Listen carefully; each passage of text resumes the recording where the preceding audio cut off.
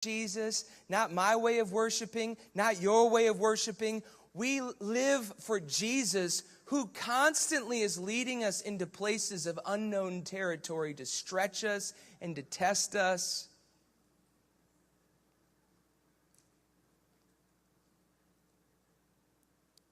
And it's important that we start to mature and grow up and get it.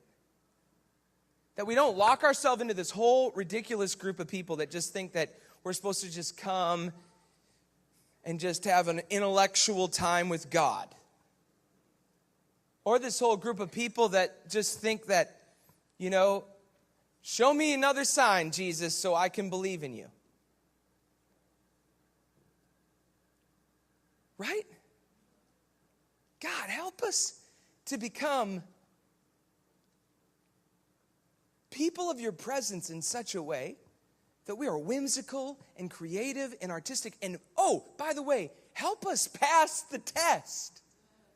So what's the first test? The first test is the devil takes him up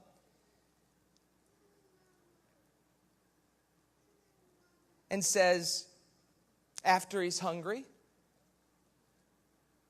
if you are the Son of God, command these stones to become bread. So this is the first temptation of Jesus. And it's the first temptation of you and me. First of all, if you're the Son of God. That's always the first question. Prove yourself. Prove yourself. Prove it. From the time we're young, especially in this culture, and it's in many other cultures too. I mean, in Japan, they're killing themselves, committing suicide constantly because they just can't prove themselves.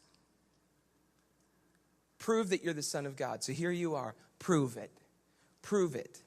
Show us that you're the Son of God. Show us that you're really, truly special. Show us that you can provide for yourself. Prove that you are. Prove not only, now how manipulative is this? Prove not only that you're special to God, prove that you're special to me. Make yourself special to me. And it never ends. Prove that you really are the worship leader that I thought you were, Jason. Prove it to me. Prove it to me again and again and again. You hear that? That is the spirit of the age. Jesus comes in. You want to talk about global awakening. Jesus comes in and just starts chopping that tree down. Not only are you not going to survive that spirit of the age, Peter, that is in you, that is trying to continually speak to me and continually push me to try to prove myself. You don't have to prove yourself. You are already proven. We just need some older people that can come alongside you that aren't so bloody insecure. Still trying to prove themselves, and now Daddy wants you to prove him.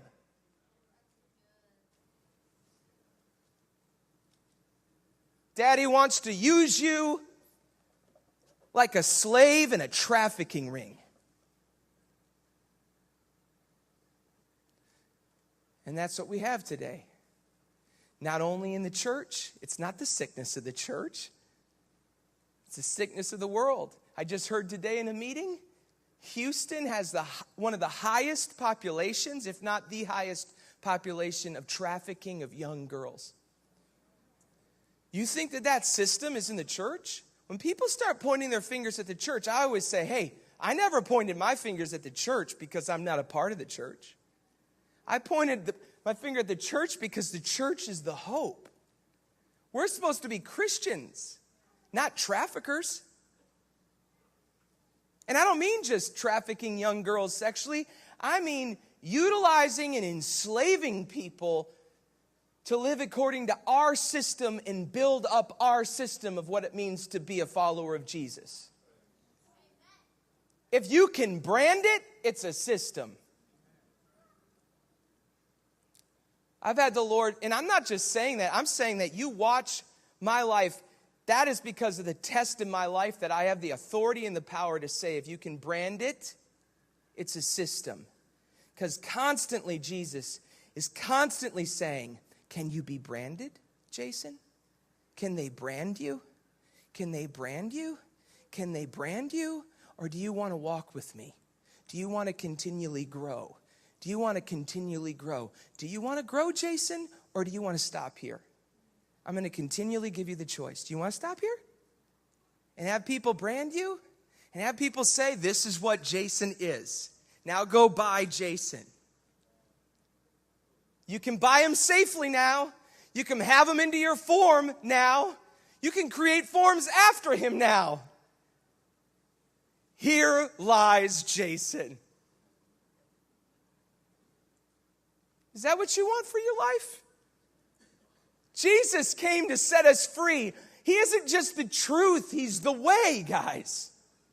He's the way. So you get into your scriptures this week and you start looking at Jesus' way. Start looking at the way he moved and he walked. Start looking at when the crowds came after he fed the 5,000 and he had his moment to be seen. Start looking at how he did it. He didn't pass out the food. The disciples that passed it out could have just as much been connected to the miracle. Maybe they did the miracle. Maybe Jesus did it. Somehow in the middle of them passing it out, all of a sudden it started to multiply. Who knows who did it? But when the crowds came, Jesus says, I'm out of here. Constantly moving away. Every time they tried to create an altar out of Jesus, Jesus constantly moved away.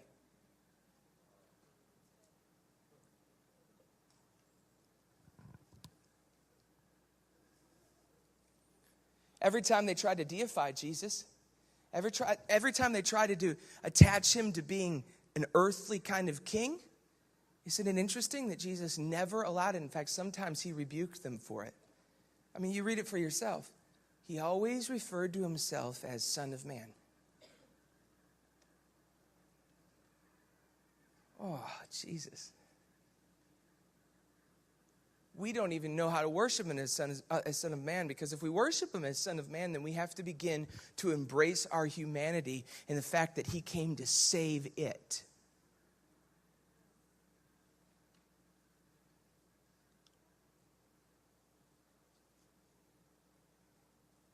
If we worship him in spirit and in truth, then we have to worship him in that way. And then our worship becomes more than just a song after the ascent of Jesus to the mountaintop. It becomes the sides of the mountain that we have to actually climb ourselves to really be considered worshipers by the Lord.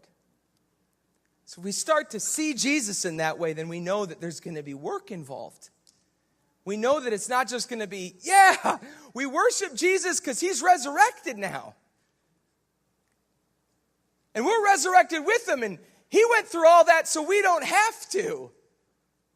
And Jesus says, oh man, you're totally missing out. The whole reason I came was so that I could show you the way. Do you think Matthew 5, 6, and 7 is just this ideologue principle? Matthew 5, 6, and 7 isn't some little humble humbug. Well, you know, you just stole my tennis shoes. Here, take my pants. This isn't, no. Matthew 5, 6, and 7 is the way of victory. Matthew 5, 6, and 7 is the way of defeating the principalities of darkness and sin and the principalities of this age. It's a practical guide to defeating evil. Isn't that unbelievable? It's almost like Matthew 5, 6, and 7 for years, even after seminary, was like, okay, here we go, Matthew 5, 6, and 7. Love your enemies. Pray for those that persecute you. Yeah, right. You know what I mean? We can't even love our wives in church. You know, we can't even stay married. You know what I mean? It's like, we can't even love somebody that sees something theologically just a little bit different. And I don't mean love like tolerate, because that's not love. I mean love like